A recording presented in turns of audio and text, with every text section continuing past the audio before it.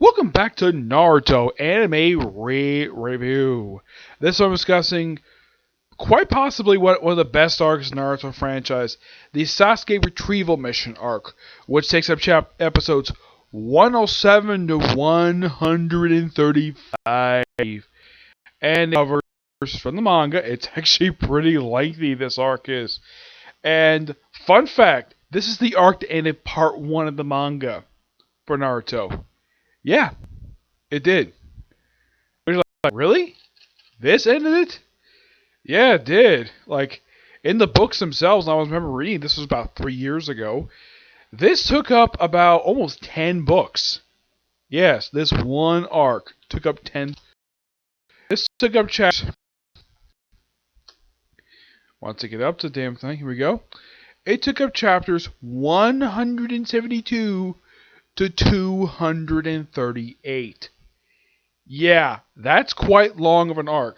Now, most of this arc, except for a handful of episodes, I watched on this, the Naruto Uncut Season 3 Volume 1, which I got from Comic-Con 2 years ago, which I had the actors who voiced Naruto sign it, because I actually forgot to bring what I wanted to bring with her to sign. So, I figured, though, maybe a booth that might sell some Naruto, because that's the only series that Millie has been in. So, this series basically is the only character she's on for voicing animation, as far as I know. So, I just found this at a booth. I actually been to the booth a couple times since, like, different Comic Cons, and I got this for her. I figured, though, this would be a great thing for her to sign. And this was actually just before the dub started for Naruto, for the Naruto series, because she didn't know when the dub was going to start. Now, this arc is quite far the second longest arc of the entire series. Well, for the original Naruto anime. And it's the last canon arc, because after this arc, the rest of the series, the remaining 85 episodes, are all filler. A lot of filler. Like, pretty much, if you look at it, the remainder of Season 3 is all filler. And the entirety of Seasons 4 and 5 are all filler. Yep, they're all filler. Probably because, even though they had just wrapped up Part 1 of the manga, adapting-wise, this is my personal theory. Like, they probably figured, okay, this is a weekly anime, we need to keep the series going, and my guess is the reason why they made so much filler, and this is just my personal theory, money. Yes, because Studio Pierrot really wanted to milk this series out, and they didn't want to put the series in hiatus or simply just end it just because they wrapped up part 1 of the series. And some people who are fans of the Naruto franchise consider 135 to be the actual series finale of the original Naruto anime, not 220, which is the they consider the true finale for the series. They consider that the actual series finale, not the actual one they actually have for the series. Now, the arc starts off not long after the events of the filler arc where Sasuke once again is in the hospital. My guess is the reason why I did this because at the end of Konoha Crush, it was Search for Tsunade.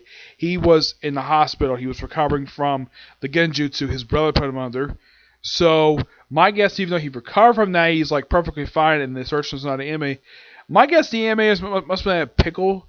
They probably wanted to do more missions with him before they set him, but they figured out, wait, he was in the hospital in this arc, so we gotta shoehorn in a reason why he's back in the hospital, even though he was just in the hospital in the previous arc. So that's the reason for that. So he knows Naruto's becoming stronger. And of course Sakura basically is visiting him. So he's jealous of Naruto, so he challenged him to fight on the rooftop. And Sakura doesn't want to see these two fight. Naruto initially doesn't want to do this, not right now. He had just recovered from... Well, he's basically both fellow comrades. And he's like, put on your ninja hand, but he's like, no, I'm not putting it on. So they briefly have a fight. And then Sasuke brings out Chidori, and Naruto brings out Rasengan. And then Kakashi shows up to break up the fight. And it turns out Rasengan is a lot more powerful than the Chidori. Sasuke, of course, is still jealous. Sakura calms down Naruto, Kakashi goes after Sasuke. Of course, Sakura basically tells Naruto, yeah, I'll go on that date with you that you want me to. Yeah, because he had previously asked her out. So the date was simply have some ramen. Yep, have some ramen. So, like, despite like the worries, like to walk, like he, despite the fact he was, you have to finish eating. It was kind of late. Naruto was being polite, offering her a chance to walk her home. He's like, nah, stay as well late. I'll be perfectly fine. Heck, even Ichigo, the owner of the place, even he realized Naruto had the best intentions. Basically, just try to be a gentleman, walk her home. And meanwhile, Sasuke, after being interrogated by Kakashi, being tied up after talking to him about the Chidori, don't use it against a fellow comrade. I'll more of that in a minute. And then, of course, meanwhile, Orochimaru sends out the Sound Ninja 4. The same 4 ninja who helped him assist the assassination of the third Hokage. Toya, Jungo, Junkin, and I believe there's also two-headed guy. I forgot the guy's name. Toya, basically, interesting about this woman. She's later revealed by Orochimaru to be an Uzumaki. Yep. That's what's interesting about this woman. She's part of the same clan Naruto is. And the thing is, this is not revealed until Shippuden. Yes, that she and two characters who become prominent characters in Shippuden are part of the Uzumaki clan. I don't know if she ever knew this at all. And it's also revealed that the 4 Sound Ninjas, the Sound Ninja 4, have all got curse marks. Of course, Sasuke tried to use his, and of course, yeah, they go, we got. So why don't you all come with us? Like, imply they use force, and then Sasuke thinks like, yeah, I should probably go with him because I need that power to kill Itachi. So he goes his way out of the village very quietly in the middle of the night. Sakura tries to stop him, and she admits that she's in love with him. I don't know, from what I can tell, he smiles at it. It's implied though he may have not minded her feelings at all. So she tries to stop him, and he just simply just knocks her unconscious. He ends up right behind her, knocks her unconscious, and puts her on the bench. Because I don't think he actually really wanted to hurt Sakura at all. No, not at all. I don't think he wanted to seriously hurt her. So she's knocked unconscious, and then 2 Jonin. Yeah, one with a bandage on his face. The other one, I believe this guy was some other guy. I don't know who this guy is. Basically, they're at early in the morning to bring over a bunch of reports over to Tsunade, where they just happen to run into Sakura sleeping on a bench, and then she informs them of what Sasuke did, and they inform Tsunade. Tsunade, of course, is rightfully upset by this, so then we have a brief cameo by Anko. Yes, Anko. I kind of forgot she appeared here. Her and Ichi. Ichi, of course, did delay a return. I think, yeah, he returned after this, definitely in canon. I remember he appeared in the Pain arc. But as for Anko, I think like after this brief cameo, though she does show up in one filler arc for this particular series, but I think after this, I don't think she does much anything for quite some time, Anko. Yeah, I don't think she shows up again. I think she shows up in one of the arcs in Shippuden. I know it was before the 4th Ninja Warrior showed up. But she doesn't do very much after the tuning exam wrapped up. Yeah, it's like her purpose basically is not much there, aside from the fact she got past Orochimaru. They explore that in a filler story, which I'll get to in a later video, but not the next one, because I'm going to go straight to Dr. Stone after this one.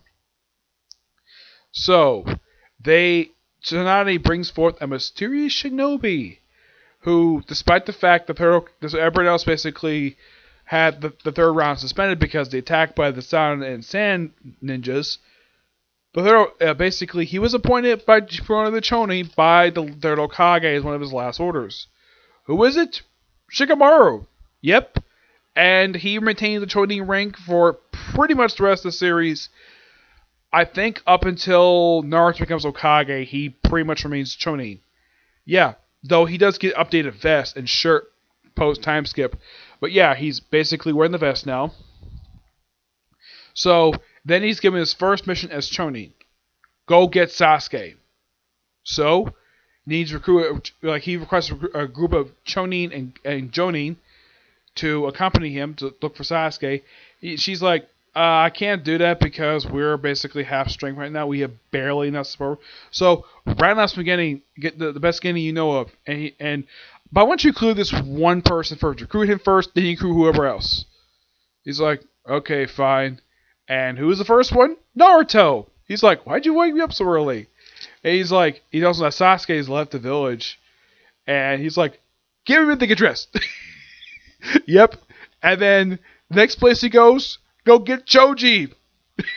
Which the way he gets him out is so hilarious.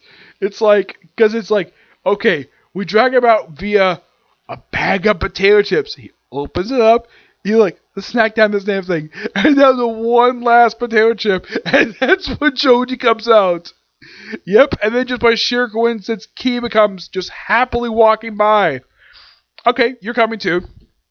And then they're just running to the gate, and they just happen to run into Neji and Rock Lee. Rock Lee, of course, already had successful surgery.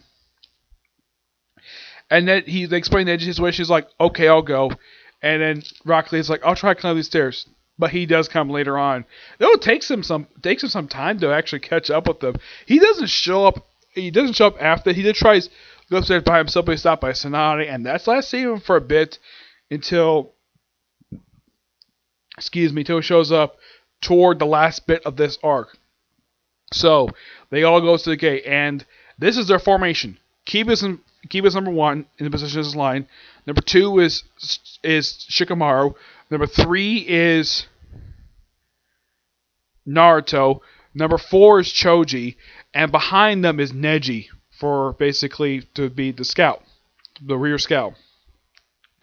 And Kiba's first because, well, he knows the terrain. So they go out, and of course they do catch up. Though the Silent Ninjas do stop, and they take out the third Proctor. Yeah, they fight him and another guy.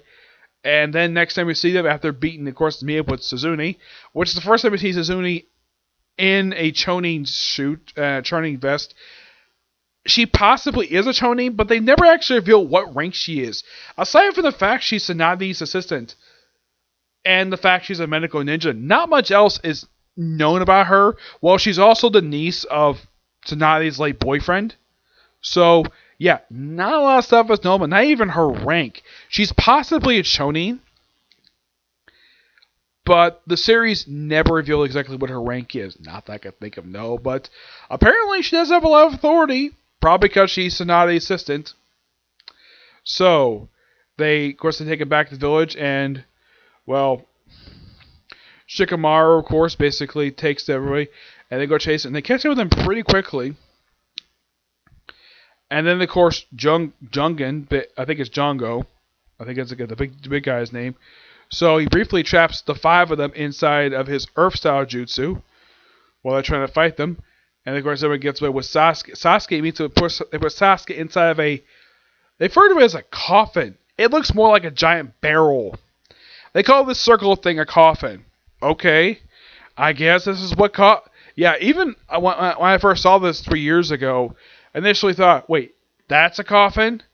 A coffin is something shaped of an actual body, not a freaking giant barrel. That looks like something you can carry beer or wine in. Why the heck would you carry a person in there? Well, it's a good thing Sasuke is light.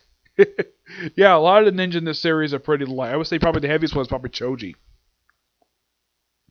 So, even though they're briefly trapped in the Earth-style jutsu, they're let free thanks to a bunch of attacks, and Shikamaru tricking the guy casting the jutsu of where he is, so he figured, okay, that's a weakest spot, so they have Choji turn his human boulder and go out, and of course Choji was also recharging his chakra, because apparently this Earth Dome prison was basically absorbing her chakra.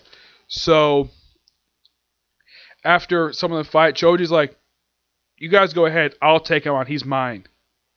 So, he takes him on. And this fight lasts for about 3 episodes. Yep, 3 episodes of fighting. He tries the expansion jutsu. He tries to expand jutsu, works for a bit. The only way to beat him is use all three of these calorie pills. First one, spinach. Second one is curry. The last one is the most dangerous one. Spicy hot pepper. Actually, spicy chili. That's what it is. And what this thing does has him go to his butterfly mode. Yep, first time in the series he actually does this. So he does this and he beats the other guy, but he's actually severely, because this is actually pretty dangerous one, so he ends up pretty wounded. And then once again they catch up with him, but lucky enough the Spider-Man, he of course tries to take them all out, but Neji is the only one who actually can take out him. The only one who can fight him because he's the strongest, the one who actually can fight him. And these two also fight for 3 episodes, while Kiba, Shikamaru, and Naruto go up ahead to take on the last 3.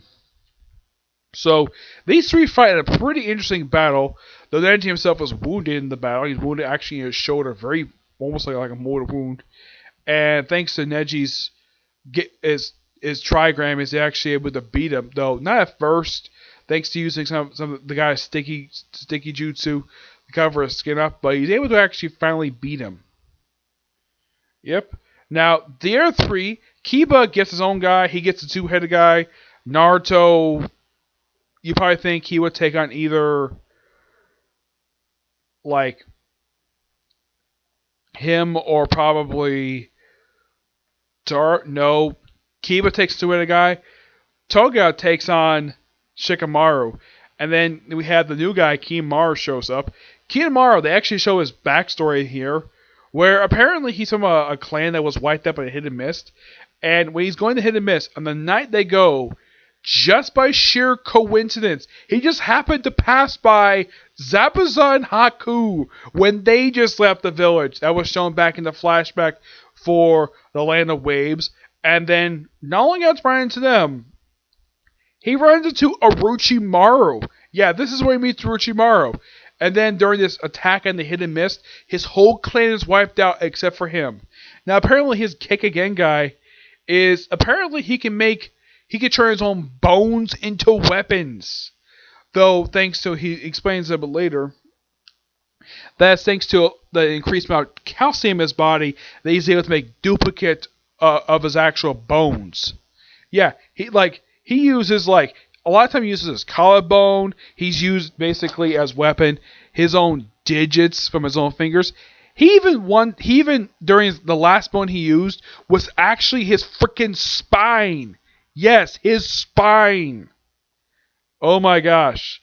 In the case of Toga, yeah, she takes on Shikamaru briefly. Like, this fight lasts for about 2 episodes. Like, at one point that he even gets close to her, the point where he almost nearly strangles her. But he's like, okay, after fighting for a while, like, I'm running out of chakra. Of course, she also has summoned 3 beasts, so she's able to calm away. But look how he's saved by Tamari. Yep, Tamari shows up.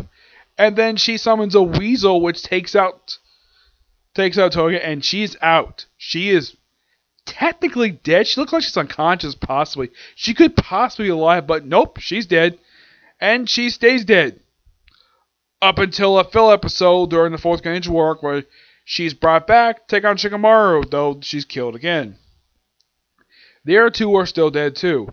But what about the 2-headed guy? Yeah, he takes on Kiba. Kiba, of course, had to stab himself because this guy can also split himself in half. Apparently, these are brothers. After fighting this ballet, and of course, they run away. He had ditches jacket, though he's like more than wounded level with Akamaru. He even tries the double-headed move, don't take him on, but that doesn't stop him. Eventually, this guy is stopped by Conqueror of all people, who shows up completely out of nowhere. Yeah, apparently him, Gaara, and Tamari show up and says, "We're Sand Ninja, allies of the Leaf." Yep, because, well, they're allies now. So, he pretty much beats him pretty easily by stabbing one of them. Of course, they had to share a body. And then he's able to shove the guy inside the Black Ant and have a crow. Thanks to a combo attack, he's able to shish-kebab inside this giant puppet, killing him. But what about Kinemaro? Well, first Naruto chases him. He battles him. Of course, he's also going to his like almost like his pre-cloaked nine-tail cloak form, and some like hundreds of shotguns. Eventually, this is like a one-sided battle. It doesn't do much damage.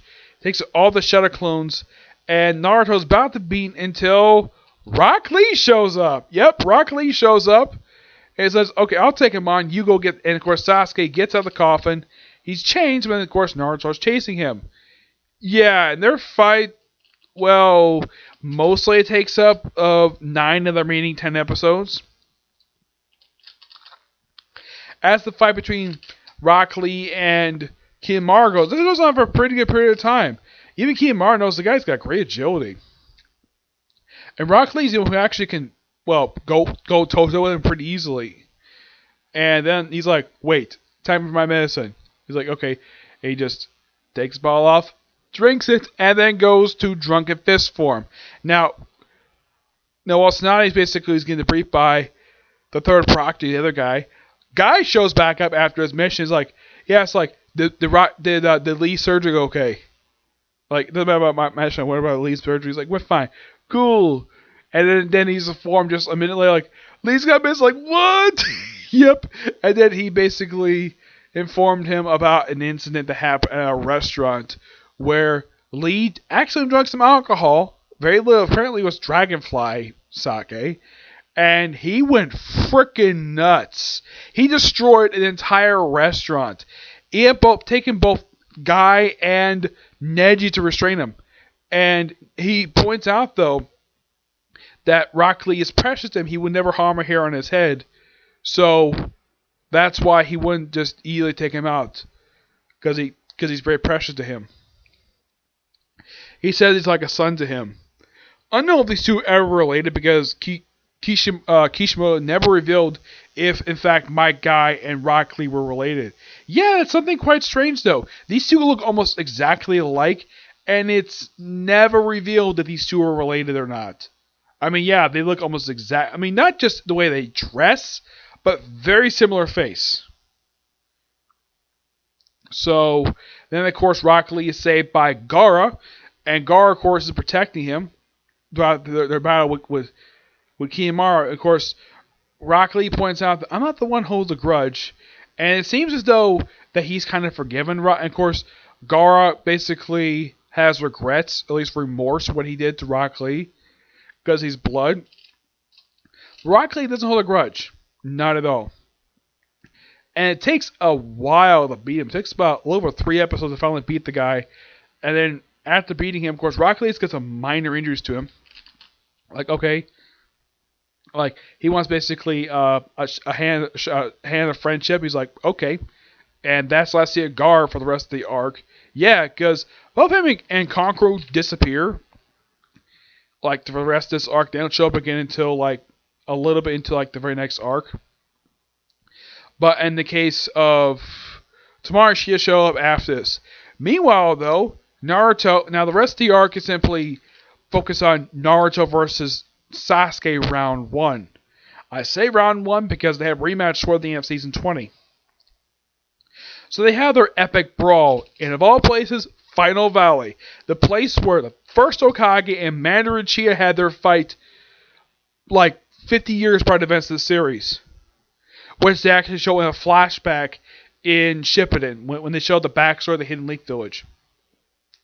So they brawl for a good period of time, but also this set of episodes also has a flashback to when Sasuke was a child with Tachi, where he of course shows off the fact he can do these like special like throw these kunai, all these like blind, so it's like so perfect.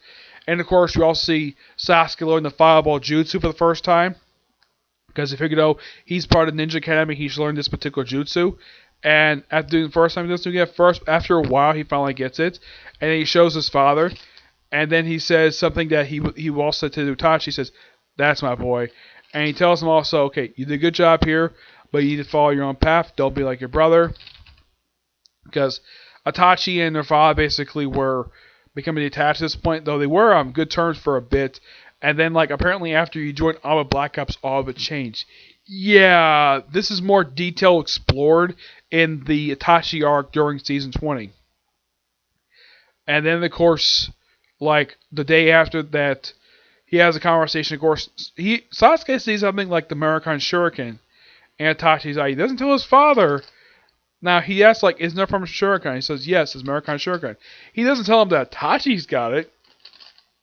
And then, like, that very day, later that night, right after they have a conversation, Itachi massacres the Uchiha clan. Yep. Though they didn't show the full detail and gory stuff of this thing until season 20. Though it's revealed he actually has some help in that thing. It was part of basically a minor retcon they basically did later. Then eventually, of course, Naruto goes to his first time ever in the series during the fight between him and Sasuke to his this cloaked tail beast form, where he's got like two tails.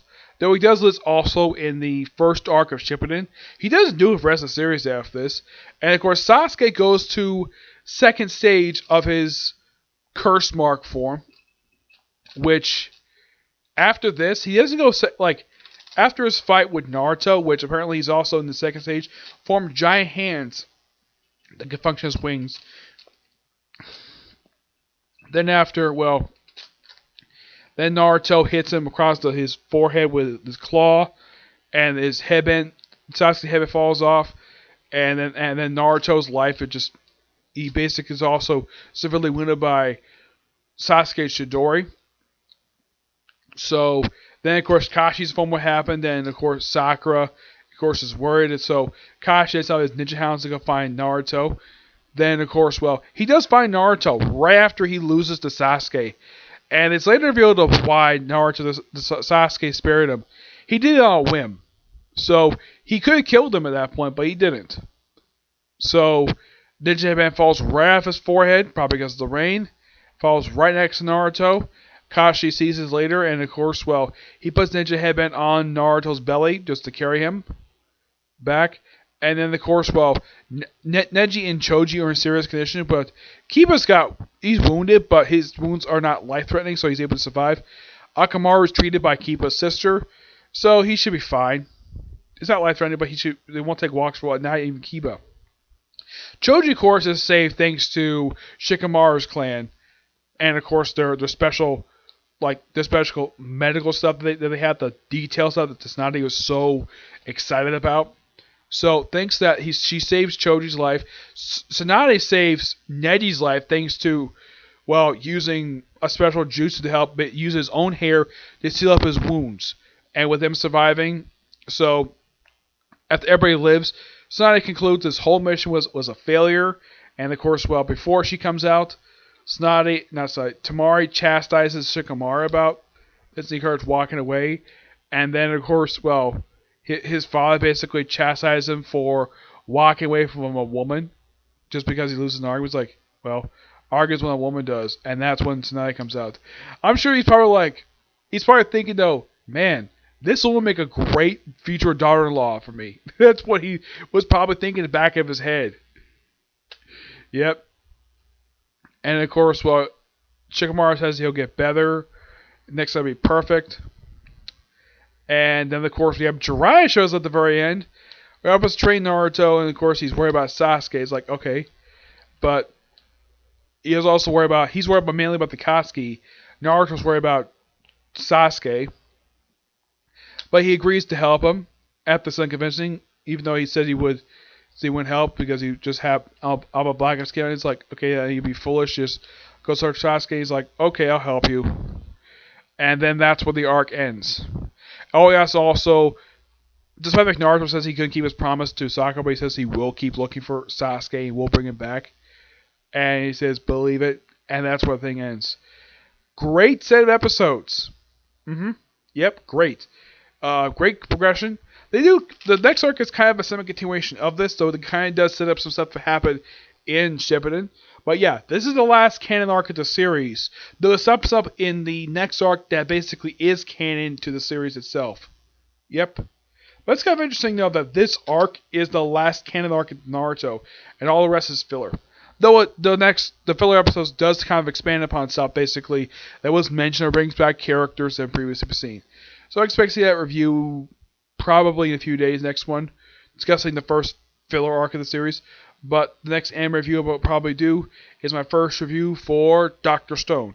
Next thing I'm going to do is going to be a review for a Comic Corner. Yep, I got that one ready to go. Okay, I'll see you all soon for that one. Okay, see you there. Bye.